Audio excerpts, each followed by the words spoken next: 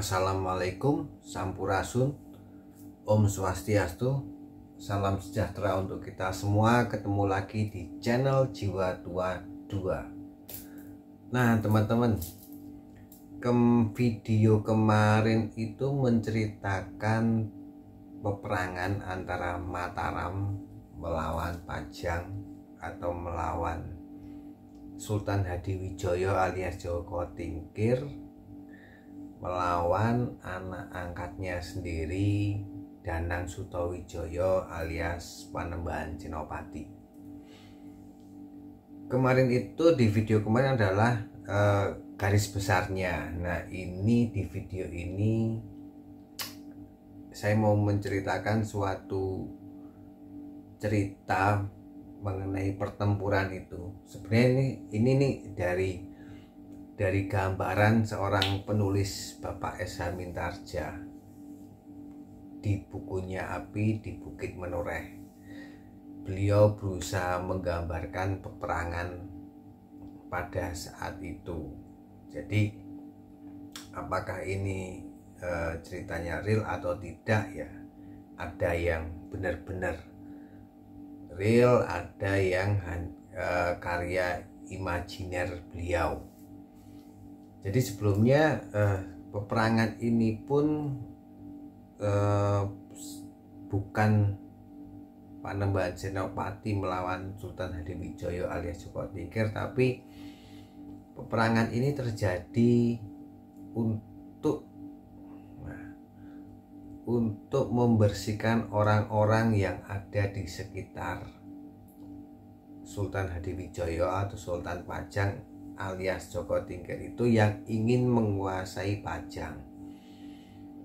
Nah salah satu caranya adalah Sultan Hadiwijaya itu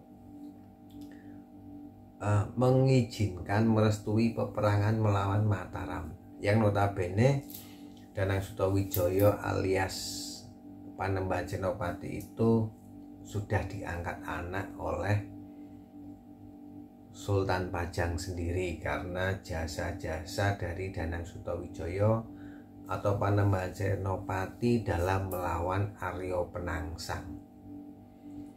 Jadi bagaimana detail ceritanya, simak setelah yang satu ini.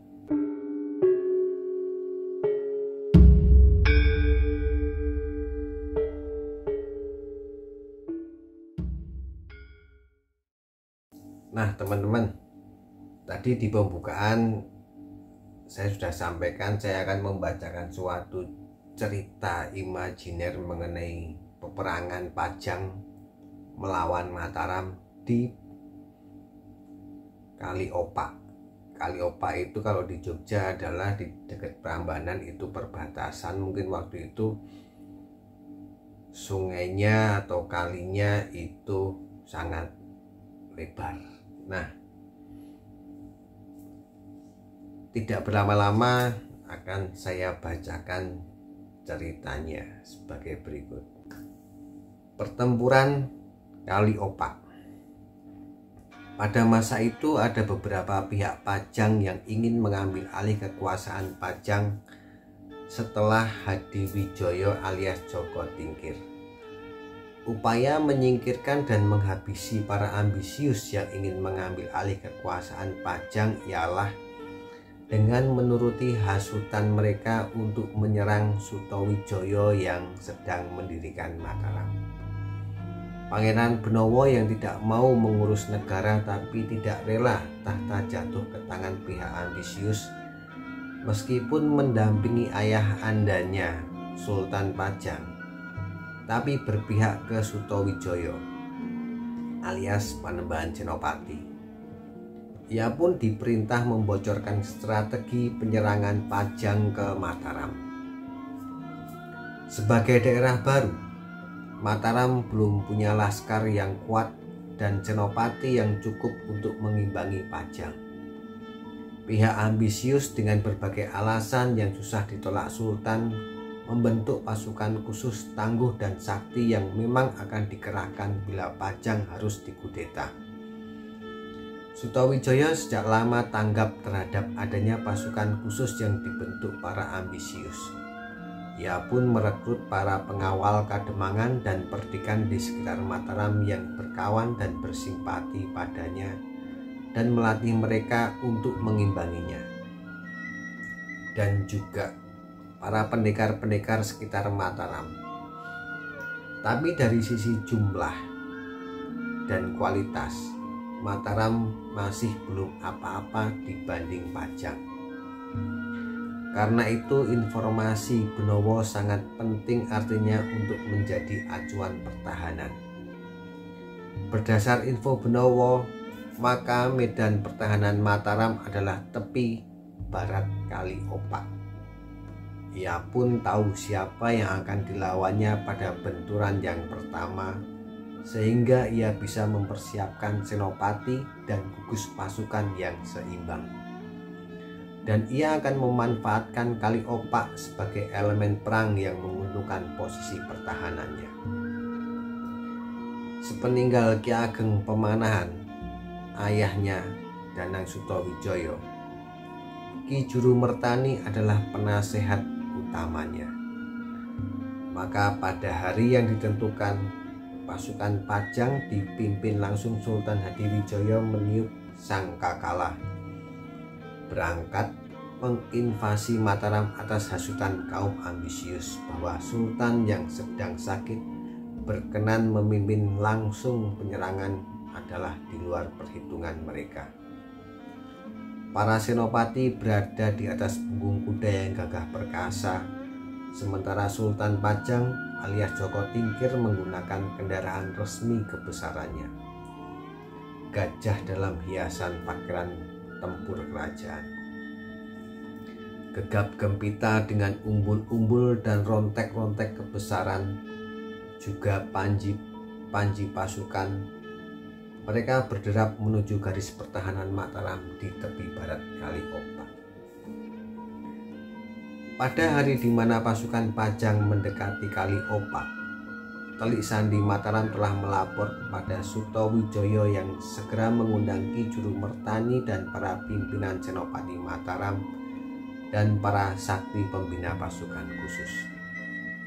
Pasukan Mataram sendiri telah ditebar sepanjang bidang yang direncanakan sesuai rancangan penyerangan Pajang yang didengar dari Benowo. Untuk kewibawaan pasukan, umbul-umbul, rontek serta panji-panji pun ditegakkan berkibar-kibar di tepi barat Kali Opak.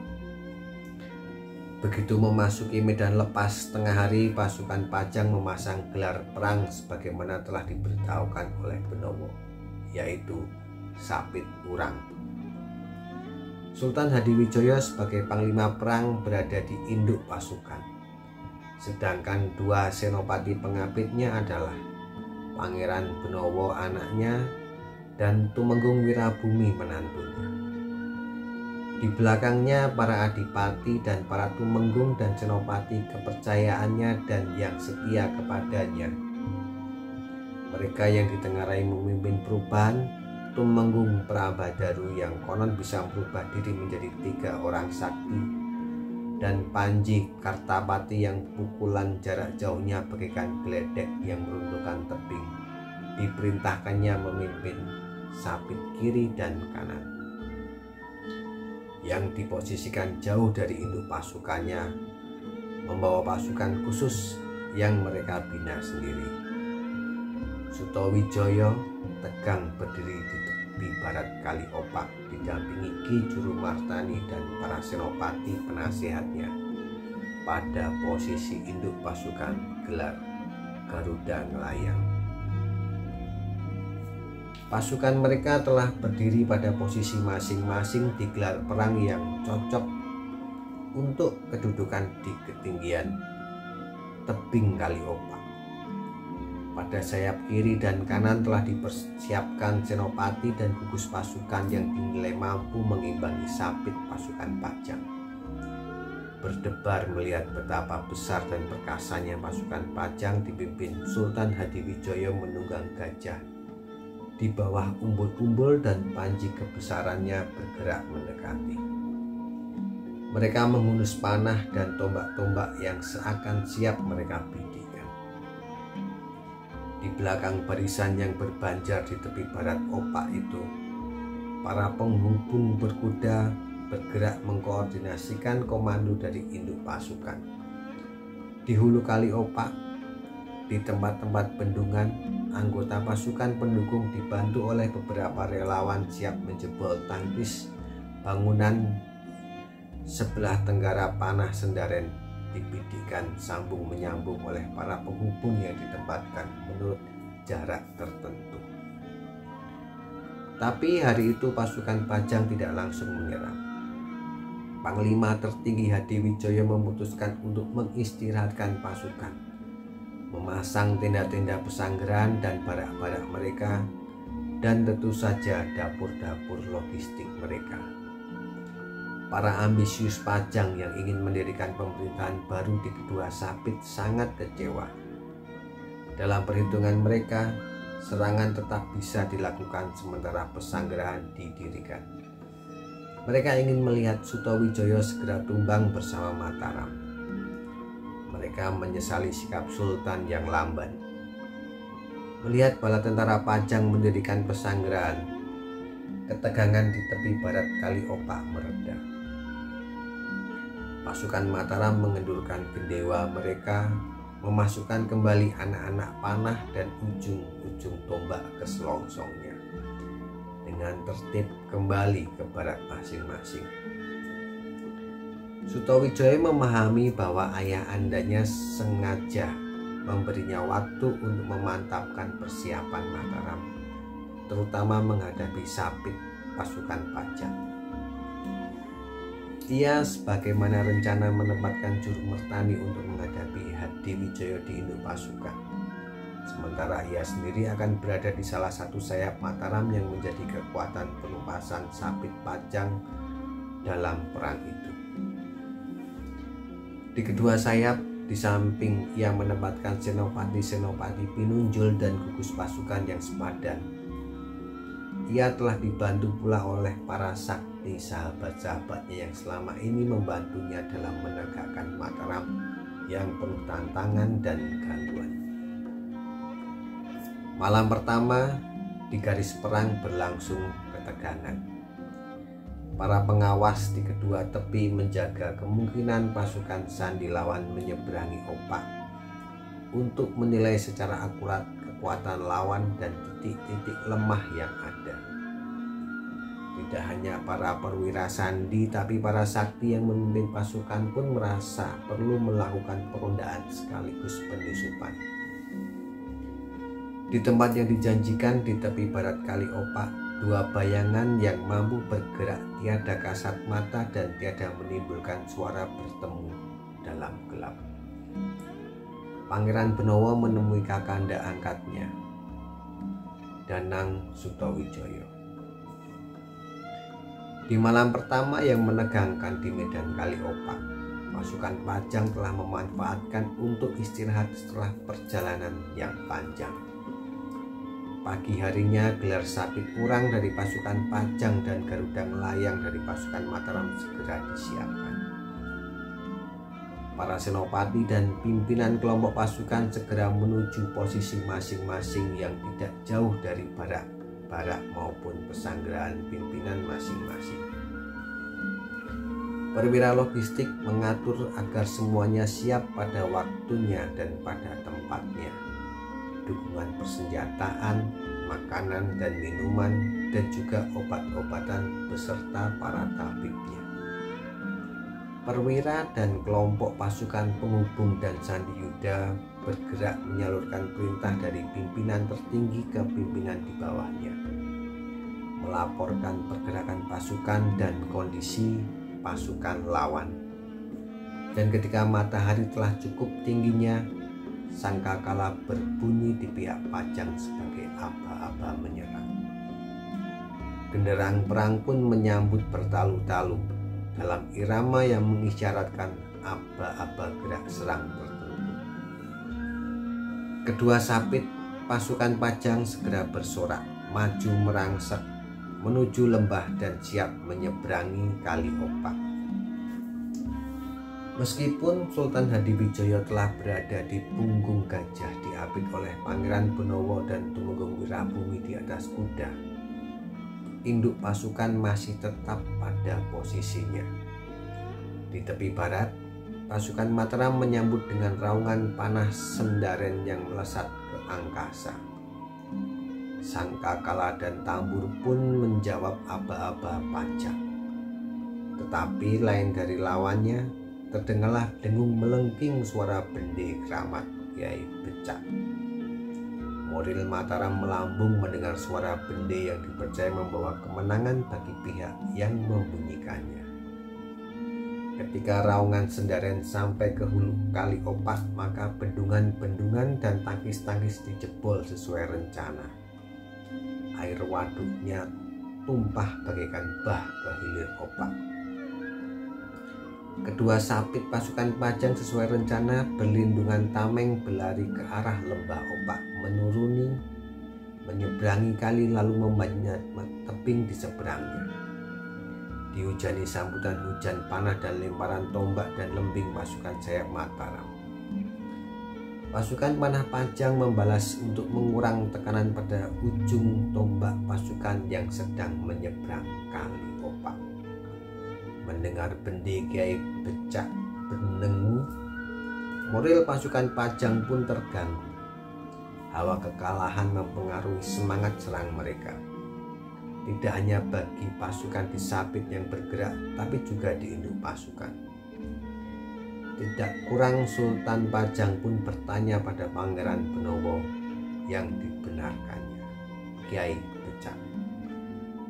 Ketika pasukan terdepan sapit-sapit Pajang berusaha menembus hujan panah dan lemparan tombak dan lembing, seraya mencoba mendaki untuk mencapai tepi barat Sungai Opak, dan sebagian lagi masih menyeberangi sungai sambil berlindung dengan tameng-tameng, tiba-tiba air bah melanda Kali Opak yang semula tenang. Oke teman-teman, itu tadi baru bagian pertama ya, karena kalau kita sambung terus itu sangat panjang, mungkin bisa sekitar hampir 50 menit kalau dijadikan satu, jadi harus saya bagi dua. Itu adalah peperangan yang dari Pajang sendiri memakai teknik atau apa ya, formasi sapit urang. Sapit urang itu ada dua posisi di kiri dan kanan, yang tengah itu adalah pasukan induknya Sultan Hadiwijoyo, itu kiri dan kanan itu sapit urang, yang salah satunya dipimpin oleh Prabadaru. Prabadaru itu adalah orang sakti, masih keturunan Majapahit, dan dia memiliki ilmu yang sangat tinggi. Ilmu dari leluhurnya, ilmu dari Majapahit. Dan nanti kalau di buku Api di Bukit Menoreh itu akan dihadapi oleh Agung Sedayu, seorang tokoh fiktif ya, sebenarnya tokoh fiktif, tapi ya itu kejeniusannya Bapak S. Hamintarja itu dalam membuat cerita sejarah, dikompil dengan novel sejarah. Imajinasi beliau memang bagus menurut saya. Oke teman-teman, terima kasih sudah menonton Joko Tingkir versus Panembahan Senopati atau Pajang melawan Mataram bagian pertama. Nanti bisa di bagian kedua, nanti akan saya sambung lagi. Oke, terima kasih teman-teman dan salam.